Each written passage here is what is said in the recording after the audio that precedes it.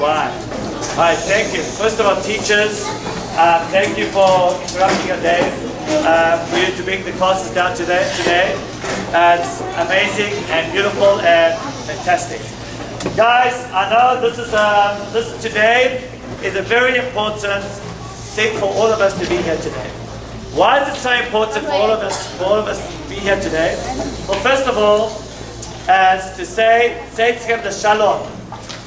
A good journey to our 8th grade class. Our 8th grade class, as well as all of you, they remember clearly sitting in 1st grade, right, and watching the grades after them go off to Eretz Israel.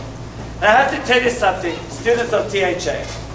This is one of the most important things that we do. And this is our promise to you. Our promise to you is that every student whose parents give permission can go to Israel. Our promise is that we'll raise the money for you and we will go. It's our promise that every single child at THA will go to Israel. And you start to think back, what? Is this a dream? Can this possibly happen? Well, it can. And I'm going to tell you a story. This year, our 8th grade class sat down and the journey was very, very big. We looked down and said, look how much we've got to fundraise. And I looked, I'll never get this. Can I tell you a secret?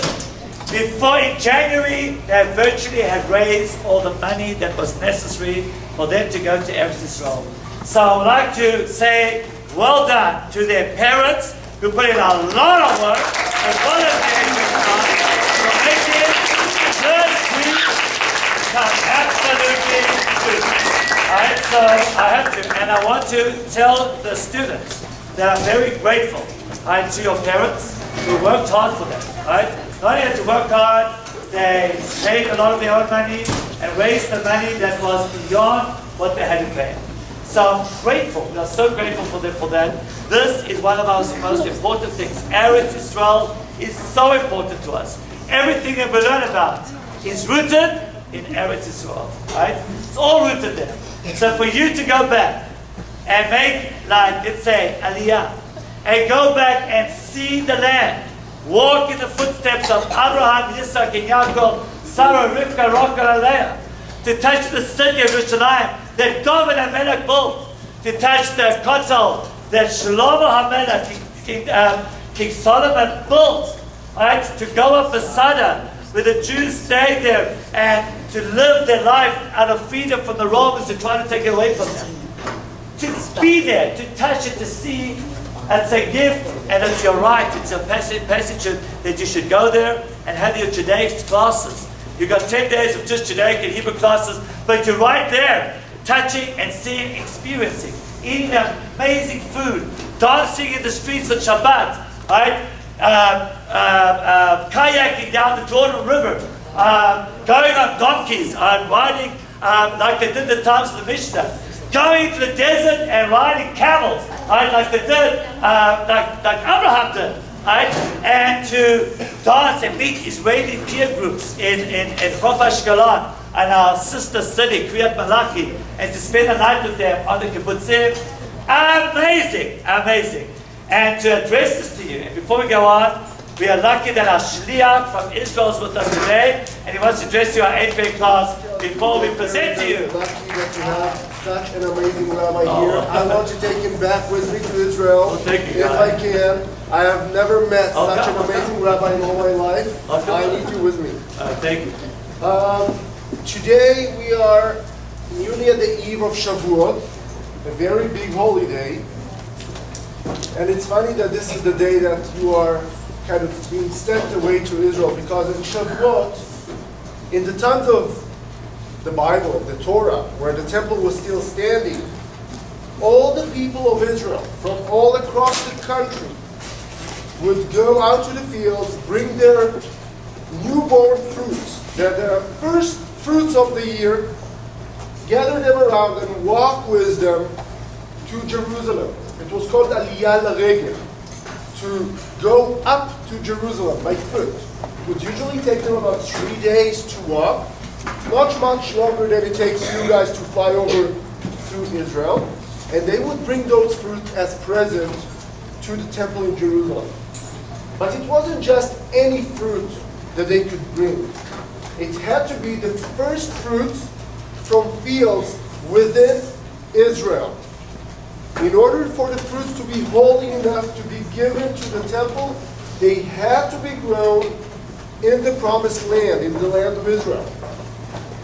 When the most of the Jews were sent out of Israel into exile, into diaspora, in most countries, nearly in all countries, Jews were not allowed to farm the land.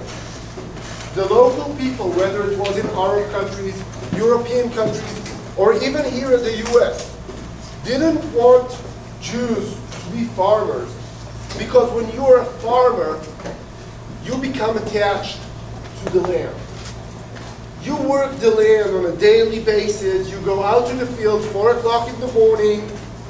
You water the plants, you see them grow, you become attached to the land. And all across the world, people knew that the Jews have one land that is theirs, the land of Israel. And they didn't want the Jews to become attached to any other land, so they won't stay there. Not always because they loved us so much, sometimes because they didn't. But now, for the first time, the last 65 years, give or take, for the first time in 2,000 years, Jews are once again farmers. Jews are once again free to grow their own vegetables and their own fruits as a free people in our land. And that's thanks to the fact that we have now a modern state of Israel, a democratic and Jewish state of Israel. And there is nothing more important for anyone who cares about the Jewish people, for anyone who is a member of the Jewish people, than to come to Israel. Whether you can come for 10 days, whether you can come later on for your birthright trip when you'll become 18, for another 10 days, or before you go to college, go and do a year course in Israel, and during college do a study abroad program of a semester or 2 semesters in Israel. And hopefully when you grow up, you'll meet a lovely Israeli, marry them, and make Aliyah to Israel. I hope you'll have the most amazing trip ever. I had a great time teaching you about Israel for the last half year or so. It was a great pleasure, and thank you very much for allowing me to do that. Thank you, guys. And I hope that all of you that are not yet at 8th grade, when you'll come to Israel, I hope Rabbi will give me a call and I will come wherever you'll be to meet you, to see you, and to say hello. Come visit us in Israel and come live with us in Israel. Thank you very much. Enjoy your trip. Thanks. So guys, it's an incredible experience. This is not something that you can do inside the classrooms. This is not something that you pick up in a book and read about. You have to go there and experience it, and it's going to be amazing. As you get into the plane, and we take off over the ocean, sometimes the plane goes up past Canada, it goes over the North Pole. Look out the window, you can see the glaciers of the North Pole. It's amazing. Flies over Russia, comes back from Russia, goes over France into the Mediterranean, and the plane lows down. As it lows down, the pilot always says, no matter which airline we take, you're approaching the land of Israel. Everybody in the plane just goes, the plane feels like it really slows down. It really does. I think it does. It's going to land. Right, it goes down, right, and it comes over the Mediterranean, and everybody looks out the window and they see for the first time the shores of Tel Aviv, and people are just excited. Sometimes the plane will play music. Aleinu Shalom. Sometimes it doesn't. People just sing it. No matter if you go Delta Airlines, if you go US Airlines, if you go El Al, for sure it happens. But it's an amazing experience. And what's amazing, if everybody in the plane always knows that there's a group from Tucson, Arizona. They're sitting kind of at the back of the plane. So wearing these like awesome t-shirts that they design, right? And they know that there's a group of students going to Israel, sometimes for the first time, but going for this experience, and it's awesome. So to give you a little bit of an insight, what we're going to see, I went to Morakava, and she found something in her way off her YouTube. We found this. What you're going to see on this YouTube video and very kids switch of life there, is mamish the same thing that happens on a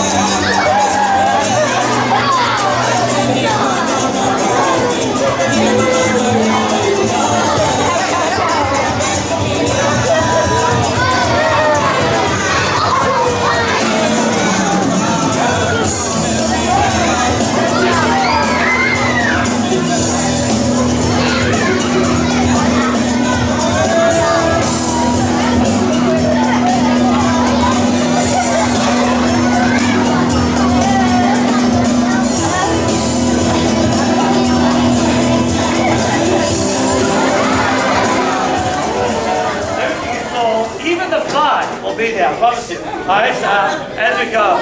So, it's pretty amazing. Alright, we want to tell you all that we are very proud of our 8th graders for hanging in there, alright, for wanting it so much, working so hard for it to come, making the dream become a reality because it's always a challenge. We want to again thank your parents for allowing us the privilege, for working so hard for it to happen.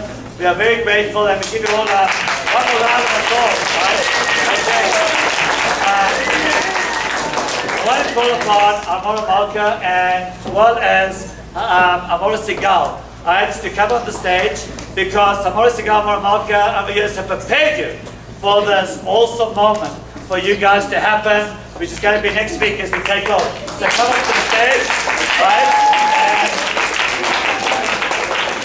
we have presentations for all of you. You designed a very hot t-shirt, right? But it's awesome. The reason why it's decided this way, look here and see is and thank you, Zakai. Right, this is Israel, 2013 Israel. Earphones, and at the back, go all the names, right? At the back. Pretty awesome, pretty cool. One of the nicest t-shirts that we have designed. They decided to go with the hood because they wanted to keep it not just for a t-shirt, they wanted to have it more as a memento always. And I thought that was pretty awesome. Right? Also what we give you is your backpack that you take with you. Also your siddur that you'll be praying with for the first time in Israel. Guys, 8th graders, we want to collect the siddurs afterwards because we don't want you to leave it behind. You might forget a packet. So with everything else, so we'll put your t-shirt, backpack to take with you. And inside the siddur, I think it's inside, there is a dollar, right? And the purpose for the dollar is that we call it shliach mitzvah. What happens to the shliach mitzvah? When somebody goes on a journey, we always give them some tzedakah to give at the place that they will arrive to. And the purpose of that, if you go as a shliach to do a mitzvah, no harm will come to you on the journey. So the first time we'll give that tzedakah in Yerushalayim, and that's already. So all what's left for the 8th graders to do is to graduate, right? So they'll be back at school Friday, where they'll be fixing up the auditorium for the graduation, as well as Monday, it's going to be an altar graduation. Tuesday, they start home to pack. Wednesday, 6 o'clock, Tucson Airport, you're there with the backpack today. Alright, so we're going to call you one on the stage, once to go, we'll present you the stuff, don't go sit down, stay on the stage. And go. Yankee. Yankee later.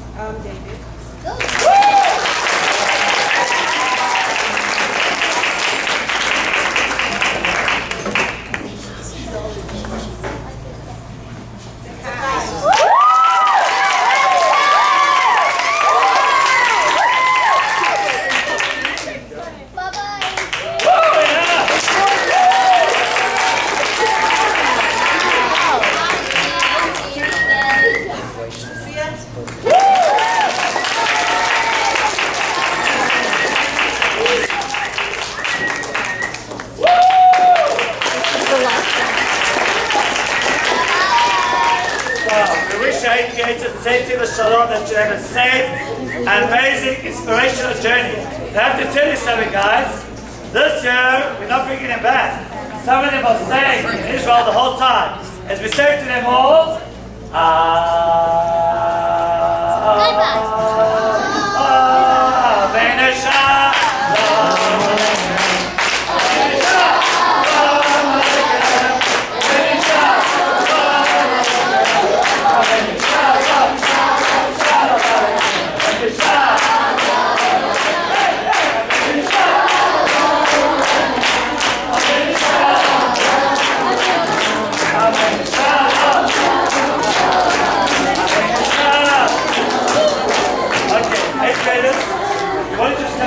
yeah, we're going to take pictures. Let's go to the code. Guys, come here so you can take a picture of all of you. Can you guys pose for a picture? Get together and selfie stand up. Alright, okay, and let's all get together for pictures, for manga. We come down like this. Oh, Alright, guys.